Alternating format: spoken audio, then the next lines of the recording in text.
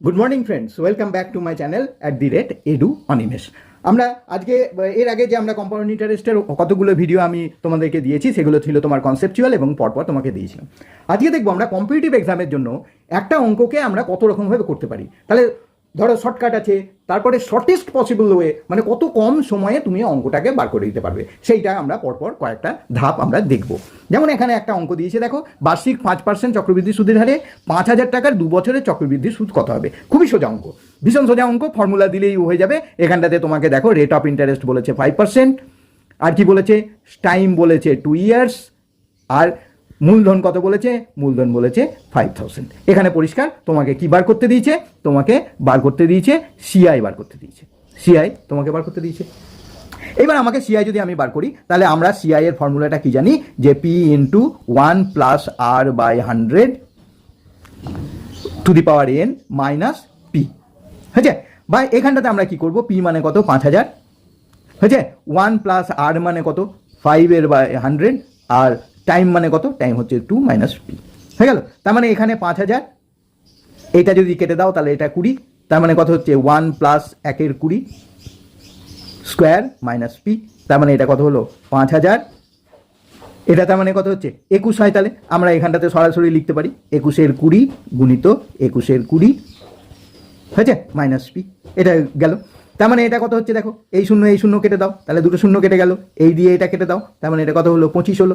তাহলে এই যে 21কে 25 দিয়ে গুণ করলে কত হয়, দেখো 1125, আর এটা 2 মাইনাস পি, তার মানে এইটাকে যদি কাটাকাটি করো, তার মানে এটা কত হচ্ছে, দেখো 5,512 টাকা 5 পয়সা। আর এবার পি মানে কত, পি মানে হচ্ছে 5,000, তার মানে সুদটা কত 512 টাকা 50 পয়সা। এটা হচ্ছে অ্যান্সার, হয়ে গেল। তাহলে আমরা এইখান থেকে উত্তরটা, যেহেতু সুদ বলেছে তাহলে আমরা এটা ঠিক করব।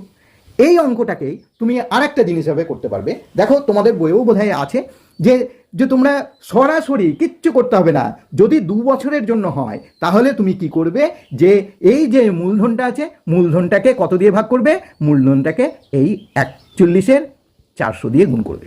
তোমার একবারে শর্টেস্ট পসিবল ওয়েতে তোমার এই অঙ্কটা বেরিয়ে যাবে। দেখো আমি তাহলে প্রথমে করি, তুমি এটা দেখে নিবে।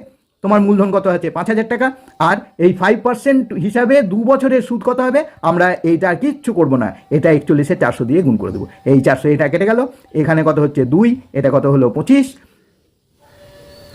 হয়েছে 25। এবার 25কে 41 দিয়ে যদি তুমি গুণ করো, তাহলে 25কে 41 দিয়ে গুণ করলে তোমার কত হবে 1025, 1025-এর 2, আর তার মানে এটা কত হচ্ছে, দেখো 512 টাকা 50 পয়সা আনসার। দেখছো কত তাড়াতাড়ি হয়ে গেল। এইটা শুধু মনে রাখবে, যদি 5% হার ইন্টারেস্টে 2 বছরের জন্য হয়, তাহলে তুমি কি করবে, এই 41-এর 400 দিয়ে গুণ করে নেবে। আমি তোমাদেরকে দেখাবো যদি 3 বছর হয় বা 4 বছর হয়, তার মানে কোনটাকে কত দিয়ে দিয়ে গুণ করতে হয় সেটা আমি তোমাদেরকে পরবর্তী ধাপে আমাকে দেখাবো। আর একটা অঙ্ক দেখো, এটা যদি আমরা রেশিও হিসাবে নিয়ে যাই, তাহলে রেশিও হিসাবে তুমি সবসময় মনে রাখবে একটা কথা, যদি তোমার 2 বছর বলে, 2 বছর বললে তোমার রেশিও হবে 2:1। যদি 3 বছর বলে, এই দুটোকে যোগ করে দিবে, তার মানে 3:2 কত হবে, 2:1। এটা যেহেতু বলেছে 2 বছর 5% ইন্টারেস্টে, তাহলে আমার রেশিওটা কত হবে 2:1। এবার আমাকে কি করতে হবে, এবার তোমার 5,000 টাকা আছে, 5,000 টাকার 5%, 5,000 টাকার 5% মানে কত আমরা এখানে জানি, 5,000 গুণিত কত হবে 5-এর 100, তার মানে এই দুটো শূন্য কেটে দিলে কত হচ্ছে, দেখো 5×5 = 25, কত হলো দেখো 250, হয়েছে 250 হলো।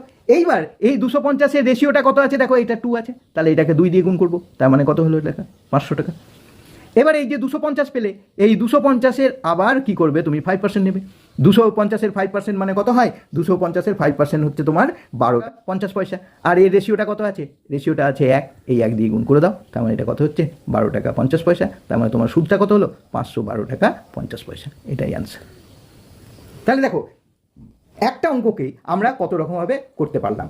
যদি আমার এই ভিডিও তোমাদের কাছে ভালো বলে মনে হয়, তোমরা আমার এই চ্যানেলটাকে এডু অনিমেষ চ্যানেলটাকে লাইক, শেয়ার, সাবস্ক্রাইব করবে, আর আমার পাশে থাকবে। দেখা হবে আবার নতুন একটা অঙ্ক নিয়ে পরের ভিডিওতে। ধন্যবাদ আমার সাথে থাকার জন্য।